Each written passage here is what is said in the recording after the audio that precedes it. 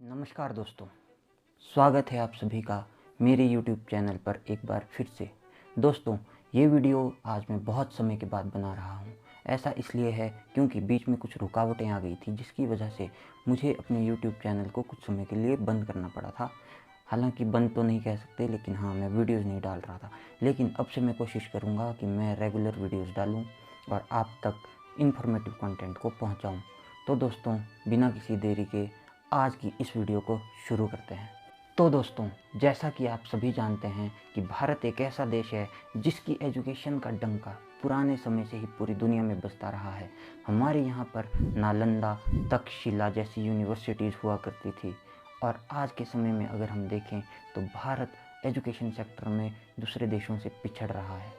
एक समय ऐसा हुआ करता था जब बाहर से बच्चे पढ़ने भारत में आते थे। हालांकि ऐसा आज भी है और आज बाहर के लोग यहाँ पढ़ने के लिए आते हैं, लेकिन आज के समय में अगर हम रेशो को देखें तो वो रेशो बहुत कम हो चुकी है और यहाँ तक कि हमारे अपने देश के बच्चे आज पढ़ने के लिए दूसरे देशों को प्रेफरेंस देते हैं।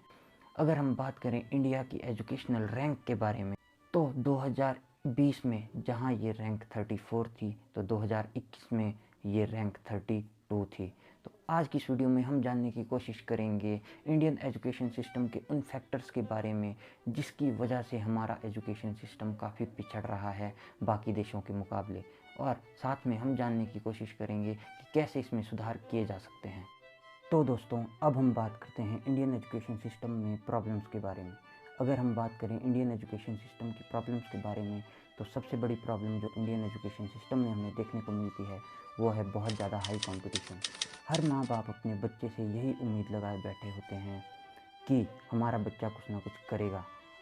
अब उनका बच्चा अपना 100% देने के बाद भी जब कुछ नहीं कर पाता है या वो एग्ज़ाम्स में फेल हो जाता है, तो ऐसे में वो बच्चा या तो डिप्रेशन में चला जाता है या फिर वो एक बहुत बड़ा स्टेप उठा लेता है। और हमें देखने को मिलता है कि बहुत सारे बच्चों ने एग्ज़ाम में फेल होने की वजह से सुसाइड तक कमिट किया है।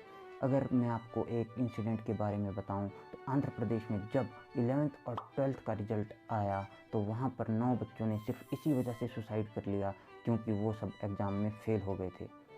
तो ये एक हमारी सोसाइटी की डार्क रियलिटी है जो कि हमें एक्सेप्ट करनी होगी और इसमें सुधार करना होगा।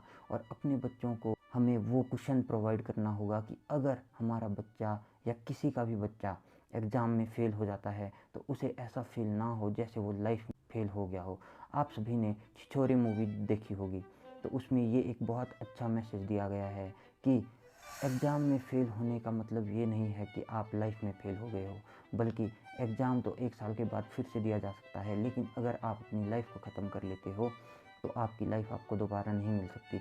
ऐसे ही एनसीआरबी की एक रिपोर्ट आई थी जिसमें कि ये बताया गया है कि हमारे यहाँ पर हर दिन 35 स्टूडेंट्स सिर्फ इसी वजह से सुसाइड कमिट कर लेते हैं क्योंकि वो एग्ज़ाम में फ़ेल हो जाते हैं। और 2020 में ये आंकड़ा 864 था, मतलब कि 1 साल के अंदर अंदर हमने अपने 864 स्टूडेंट्स को खो दिया, या यूँ कहें कि 864 बच्चों को उनके माँ बाप ने खो दिया। दूसरी कमी जो हमारे एजुकेशन सिस्टम में है वो ये है कि यहाँ पर रट्टा प्रणाली पुराने समय से चली आ रही है। अंग्रेज़ जब से भारत छोड़कर गए हैं तो उन्होंने हमें रट्टे की ऐसी आदत लगा दी जो आज तक छूटने का नाम नहीं ले रही है। आज भी हमारे यहाँ के बच्चे स्किल से ज़्यादा मार्क्स को इम्पोर्टेंस देते हैं, और आज भी अगर आप किसी भी इंडिया के स्कूल या कॉलेज में जाएंगे तो आपको देखने को मिलेगा कि वहाँ पर मैक्सिमम बच्चे आज भी थ्योरेटिकल चीज़ों को पर ज़्यादा फोकस कर रहे होंगे। लेकिन अभी हाल ही के समय में इसमें कुछ परिवर्तन देखने को हमें मिले हैं, लेकिन हमें चाहिए कि इसमें और ज़्यादा वृद्धि की जाए और आने वाले समय में थ्योरेटिकल चीज़ों को पीछे छोड़कर स्किल वाइज या प्रैक्टिकल चीज़ों पर ज़्यादा ध्यान दिया जाए, जिसकी वजह से हम अपने देश में ज़्यादा से ज़्यादा ऐसे लोग प्रोड्यूस कर सकें जिनके पास प्रैक्टिकल चीज़ों की नॉलेज पहले हो, ना कि थ्योरेटिकल चीज़ों। तीसरी प्रॉब्लम जो हमारे एजुकेशन सिस्टम में है वो है लैक ऑफ इंफ्रास्ट्रक्चर। जी हाँ, हम बहुत बड़ी बड़ी बातें करते हैं कि हमारा देश महान है या ऐसा है वैसा है। इसमें कोई शक नहीं है कि हमारा देश महान है, लेकिन एक देश को महान बनाने में उसके यूथ का बहुत बड़ा हाथ होता है। आज के समय में अगर हम बात करें तो इंडिया में स्कूल तो काफ़ी मात्रा में है, लेकिन उनमें इंफ्रास्ट्रक्चर की बहुत ज़्यादा कमी है। आज के समय में भी इंडिया के तकरीबन 78% स्कूल ऐसे हैं जिनमें इंटरनेट कनेक्शन नहीं है, वहीं पर 61% स्कूल ऐसे हैं जिनमें कंप्यूटर्स नहीं। 84% स्कूल्स ऐसे हैं जिनके पास अपनी लाइब्रेरी है, लेकिन 84% में से 69% स्कूल्स आज भी ऐसे हैं जिनमें लाइब्रेरी तो है लेकिन लाइब्रेरी में बुक्स नहीं है। तो हमें इन छोटी छोटी चीज़ों में सुधार करने की ज़रूरत है। जब हम इन छोटी छोटी चीज़ों में सुधार करेंगे तभी हम आने वाले समय में बड़ी चीज़ों पर फोकस कर पाएंगे, क्योंकि स्कूल ही किसी भी बच्चे का आधार होता है। जब बच्चा शुरुआत में स्कूल जाता है तो वहीं से वो सारी चीज़ें सीखता है और बाद में जब वो बच्चा समाज में जाता है तो उन चीज़ों को इम्प्लीमेंट करता है। लेकिन अगर हमारे स्कूल्स ही उस लेवल के नहीं होंगे जहाँ पर बच्चा हर एक चीज़ को सीख पाए तो बाद में वो समाज में इम्प्लीमेंट कैसे करेगा। Annual status of education report के मुताबिक अगर हम बात करें तो आज भी देश में 82% स्कूल्स ऐसे हैं जो कि सेटिस्फैक्ट्री लेवल से नीचे हैं। वहीं पर अगर हम बात करें तो इंडिया के रूरल एरियाज़ में लिटरेसी रेट आज भी 71% है और अर्बन एरियाज़ में यही लिटरेसी रेट 86% है। तो अब अगर हमें रूरल एरियाज़ का लिटरेसी रेट जो 71% है उसे उठाकर अपने अर्बन के बराबर ले जाना है, तो उसके लिए हमें चाहिए कि स्कूल में हर बेसिक चीज़ों को उपलब्ध करवाया जाए और बच्चों को वो सारी सुविधाएं उपलब्ध करवाई जाए जिससे कि उनकी ओवरऑल डेवलपमेंट हो सके। और रूरल एरियाज़ में यही सबसे बड़ी प्रॉब्लम है, क्योंकि वहाँ पर इंफ्रास्ट्रक्चर की कमी होती है, जिसकी वजह से बच्चों को लगता है कि स्कूल जाकर भी हम क्या कर लेंगे, जो चीज़ें हमें घर में मिल रही है वही सब चीज़ें स्कूल में है।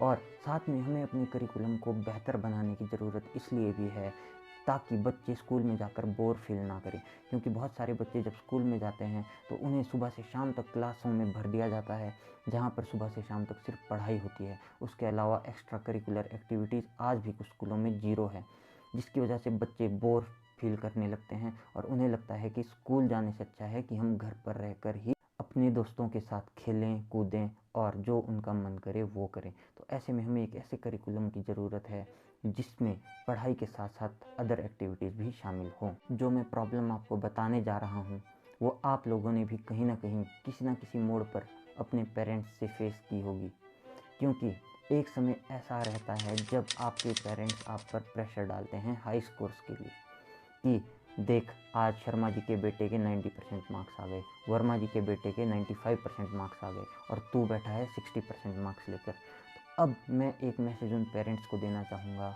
जो अपने बच्चों को हाई स्कोर्स के लिए प्रेशराइज़ करते हैं। देखिए, हर एक बच्चा अपने आप में अलग होता है, हर एक बच्चे की स्किल अलग होती है। कुछ बच्चों को डांस का शौक़ होता है, कुछ बच्चों को पढ़ाई का शौक़ होता है, कुछ बच्चों को स्पोर्ट्स का शौक़ होता है।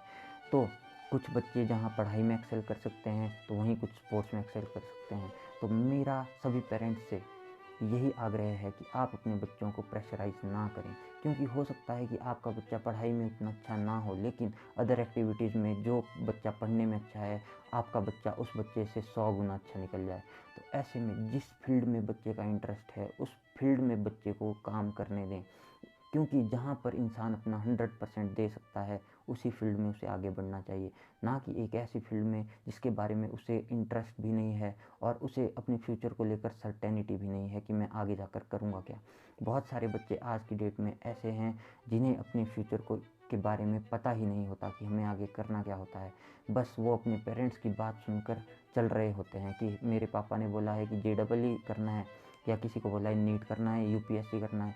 तो अपने आप को बच्चों को पहचानना बहुत ज़रूरी है और ऐसे में पेरेंट्स का सपोर्ट एक ऐसी चीज़ है जिसकी ज़रूरत बच्चों को सबसे ज़्यादा होती है, क्योंकि अगर पेरेंट्स सपोर्ट नहीं करेंगे तो बच्चा भी एक समय के बाद डिमोटिवेट होकर सब कुछ छोड़ देगा। तो दोस्तों, ये मैंने अपने कुछ विचार साझा किए आप लोगों के साथ इंडिया की एजुकेशन सिस्टम को लेकर और उसमें क्या क्या फ्लॉज हैं वो सब के बारे में हमने बात की। तो अब मैंने जैसे कि आपको बताया कि हमारी एजुकेशन सिस्टम में क्या क्या प्रॉब्लम्स है उसके सॉल्यूशन भी मैंने कुछ हद तक आपको बताए कि हमें क्या क्या चीज़ें करने की ज़रूरत है जिससे कि फ्यूचर में हमारा एजुकेशन सिस्टम अच्छा हो सकता है। तो अब मैं आप सभी से उम्मीद करूँगा कि आप लोग अपने अपने व्यूज़ भी मुझे बताएं और कमेंट सेक्शन में लिखकर बताएं कि आप लोगों को क्या लगता है इंडियन एजुकेशन सिस्टम के बारे में और हमें क्या क्या चीज़ें करने की ज़रूरत है जिससे कि हमारा एजुकेशन सिस्टम और अच्छा हो सके। तो इसी उम्मीद के साथ कि आप लोगों को मेरी ये वीडियो इन्फॉर्मेटिव लगी होगी और पसंद आई होगी, तो मैं आपसे इजाज़त लेता हूँ और बहुत जल्द मिलूँगा आपसे एक और नई वीडियो में। तब तक के लिए आपका इस वीडियो को देखने के लिए बहुत बहुत धन्यवाद और जय हिंद, जय भारत।